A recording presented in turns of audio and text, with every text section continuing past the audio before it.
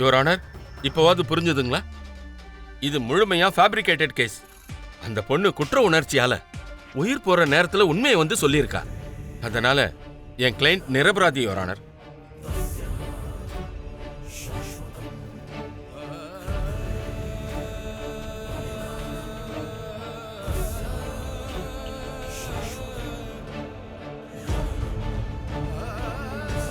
இந்த வழக்கில் மனுதாரரான பாதிக்கப்பட்டவர் தான் முன்வைத்த குற்றச்சாட்டை திரும்ப பெற்றுக் கொண்டதால் இவர் நிரபராதி என்று இந்த நீதிமன்றத்தின் முன் தெரிவித்த நிலையில், இந்த நீதிமன்றத்தின் கருத்துப்படி குற்றம் சாட்டப்பட்ட செர்ரி மீது சுமத்தப்பட்ட குற்றச்சாட்டுகள் உறுதியாக நிரூபிக்கப்படவில்லை. ஆகையால் குற்றம் சாட்டப்பட்ட செர்ரியை நிரபராதி என அறிவித்து இந்த நீதிமன்றம் விடுதலை செய்கிறது.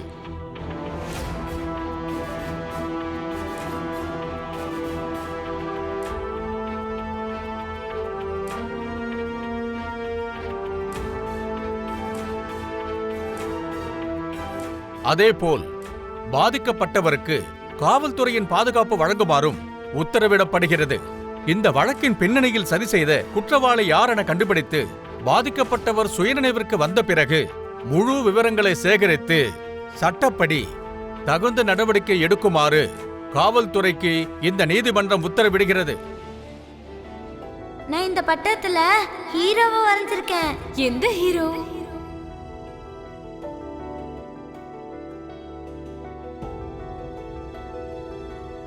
கடவுளே, என் புள்ள இத்தனை வருஷமா என்னையும் என் பொண்ணையும் உயிருக்கு உயிரை பாத்துக்கிட்டான். இப்ப அவன் உயிருக்காக போராடிக்கிட்டு இருக்கான். உனக்கு வேணும்னா ஏன் உயிரை எடுத்துக்கோ. என் புள்ளைய காப்பாத்தி கொடு. தயவு செஞ்சு காப்பாத்து. அவருக்கு ஒன்னும் ஆகாதத்த. வாழ்க்கை கொடுத்த அப்பாவே தன்னோட ரத்தத்தால திரும்பவும் தம் பிள்ளைக்கு உயிர் கொடுக்கறாரு. அவருக்கு எதுவும் ஆகாது. கண்டிப்பா எல்லாம் சரியாயிடும்.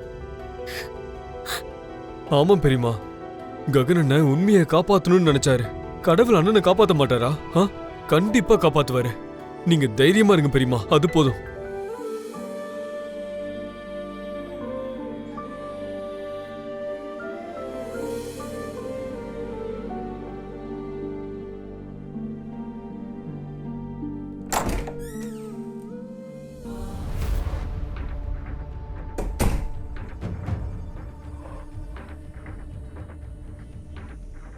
அப்பா வாங்க, உட்காருங்க.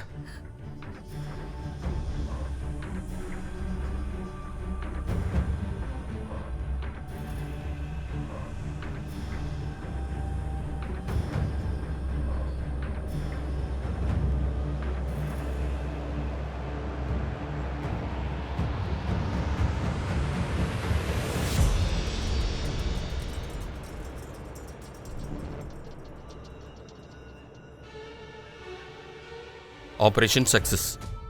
கொஞ்ச நேரத்தில் சுயநினைவு திரும்பிடும். அது வரைக்கும் மெடிகேஷன்ஸ்லாம் கொடுங்க.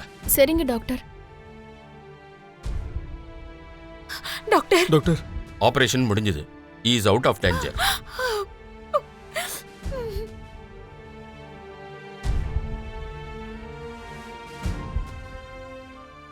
நீங்க உள்ள போய் பார்க்கலாம். அப்பா ககன், அப்பா வாங்கப்பா. மாமா, நீங்களும் வாங்க மாமா. இல்லம்மா, நீங்க போங்க. நீங்க இவ்ளோ நேரம் அவர் பக்கத்துல தான் இருந்தீங்க, இப்ப ஏன் வரமாட்டேங்கிறீங்க? பூமி, அவன் சுயநினைவோட இல்லாதனால நான் அவன் பக்கத்துல இருக்கிறதுக்கு வாய்ப்பு கிடைச்சதுமா. அவன் மட்டும் கண் முழிச்சு என்ன பார்த்தானா மறுபடியும் பெரிய பிரச்சனை ஆயிடுமா. அதெல்லாம் எதுக்குமா, நான் இங்க இருந்தே பாக்குறேன். நீங்க 2 பேரும் போங்க. போமா பூமி, கூப்பிட்டு போடா. பூமி வா.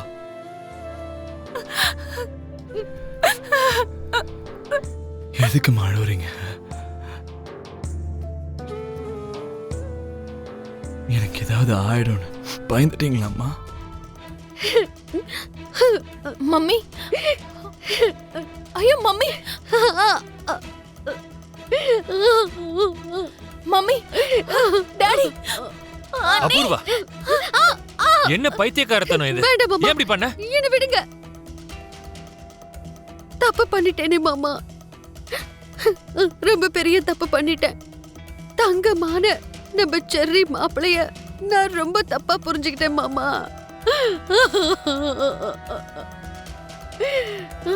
இல்ல அபூர்வா, ஒன்ன மாதிரியே நானும் தப்பா தானே புரிஞ்சுக்கிட்டேன். நீ தப்பா புரிஞ்சுக்கிட்டது என்னால தானே மாமா. இந்த நடிப்பெல்லாம் நமக்கு தெரியாதுன்னு அவளுக்கு ஃபீலிங் மாமா. எல்லாத்துக்கும் ஒரு நாள் வராமலா போயிடும். உங்க முகத்துல தெரியுற இந்த அன்பு அரவணைப்பு நட்சத்திரா முகத்துல தெரியலையே அத்தை.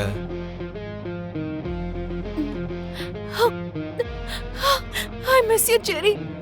I miss you so much.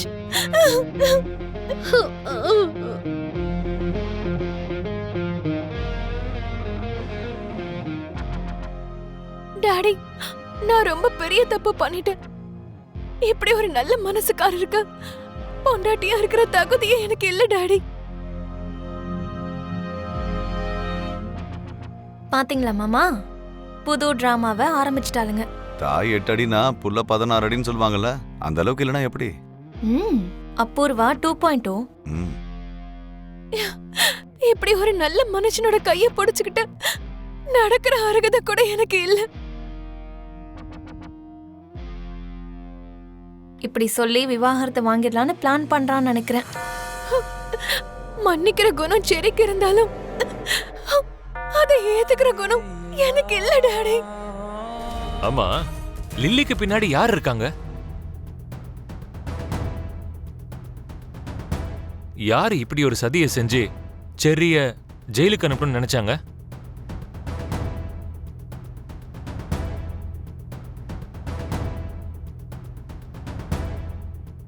அப்பா, இப்போ அவங்க பேரை சொன்னா நீங்க நம்ப மாட்டீங்க. சாட்சிகள் தேவை. லில்லி இப்போ ஹாஸ்பிட்டல் இருக்கா. சுயநினைவுக்கு வந்ததுக்கு அப்புறம் அவளே சொல்லுவா, கேளுங்க. ஆமா மாமா, அவங்க ரொம்ப டேஞ்சர். கூடவே இருந்துகிட்டு நம்ம முதுகுலே குத்துவாங்க. லில்லி சொன்னதுக்கு அப்புறம் நீங்களே நிறைய விஷயம் புரிஞ்சுப்பீங்க. அவங்க பேர் மட்டும் வெளியில வரட்டும், அவங்கள சும்மா விட மாட்டேன். ஆமா மாமா, கண்டிப்பா விட்டுறாதீங்க.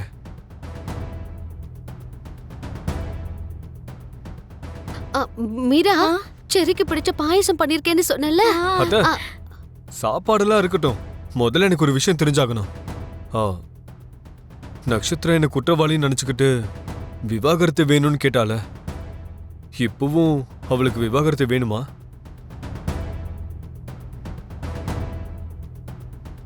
இப்போ எதுக்கு சரி? நீ தான் தப்பு பண்ணலன்னு தெரிஞ்சிருச்சுல. இதுக்கப்புறம் எந்த பிரச்சனையும் இருக்காது. நீங்க 2 பேரும் சந்தோஷமா இருக்கணும்.